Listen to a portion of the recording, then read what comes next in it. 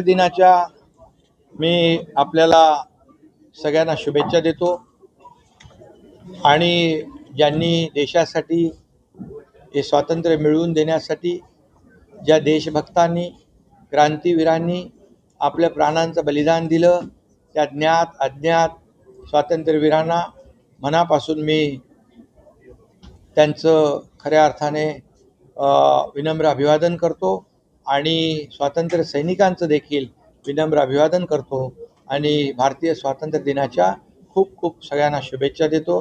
खरं म्हणजे हे भारतीय स्वातंत्र्य आपल्याला मिळालं या स्वातंत्र्यवीरांनी, देशभक्तांनी, क्रांतिकारकांनी आणि स्वातंत्र्य सैनिकांनी बलिदान दिल्यामुळेच आज आपण स्वतंत्र भारतामध्ये आज आपण भारताला पुढे नेतोय आणि म्हणून मी पुन्हा एकदा त्यांना विनम्र अभिवादन करतो।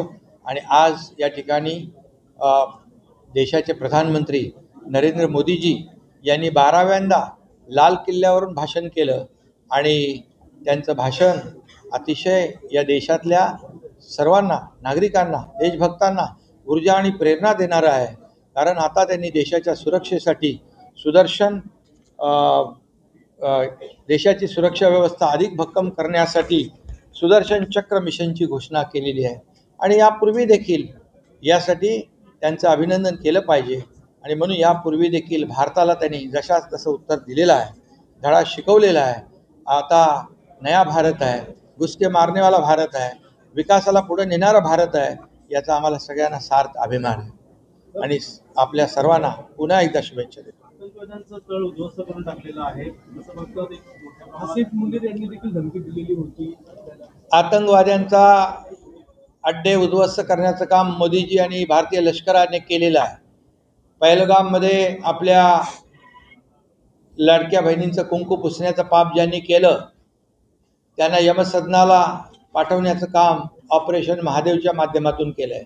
ऑपरेशन सिंदूर आणि ऑपरेशन महादेव यशस्वीपणे राबवणारे आपले भारतीय लष्करी जवान, भारतीय सेना, त्याचबरोबर वायुसेना आणि आपली नेव्ही, आर्मी, एअरफोर्स या सगळ्यांचंच मनापासून अभिनंदन करतो आणि त्यांच्या पाठीशी खंबीरपणे उभा राहणारे आपल्या भारताचे लोकप्रिय प्रधानमंत्री नरेंद्र मोदीजी यांचंही मी अभिनंदन करतो।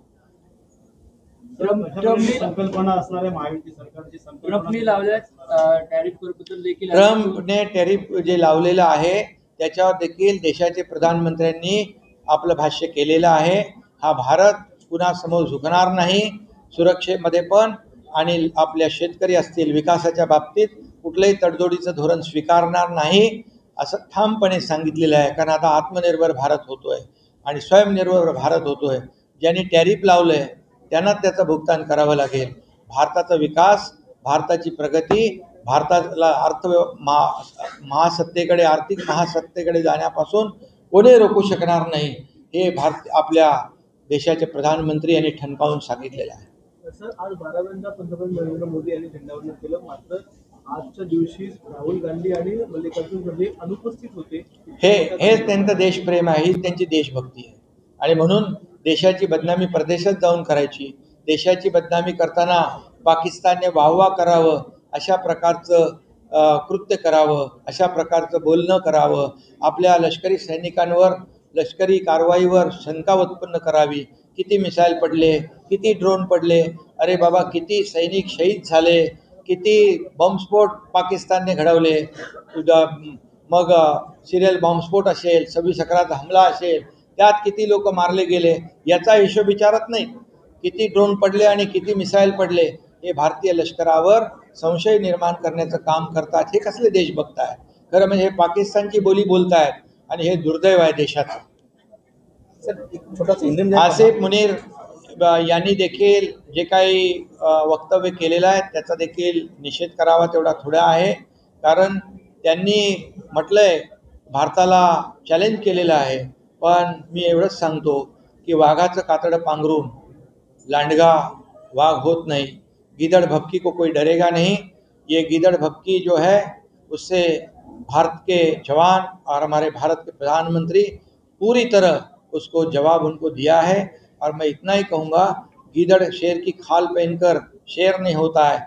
इस देश में एक ही शेर है, उसका नाम है नरेंद्र मोदी, और उन्होंने करके दिखाया है, पाकिस्तान को मुंह तोड़ जवाब दिया है। और इसीलिए ये जो आसिफ मुनीर हो या और कोई भी हो, हमारे भारत के कोई भी उद्योजक हो, ऐसी गीदड़ भभकी देंगे तो हमारा देश उनके साथ खड़ा रहेगा, क्योंकि यहाँ के देश के बारे में, ये देश का विकास करने में ये उद्योजक जो है आगे रहते हैं। इसलिए पूरा भारत देश उनके साथ है, इतना ही मैं कहूँगा। और भारत के प्रधानमंत्री सक्षम है, जिन्होंने अभी ये देश की सुरक्षा के लिए सुदर्शन चक्र मिशन की घोषणा की है। ये भारत को एक बड़ा करारा जवाब है। धन्यवाद।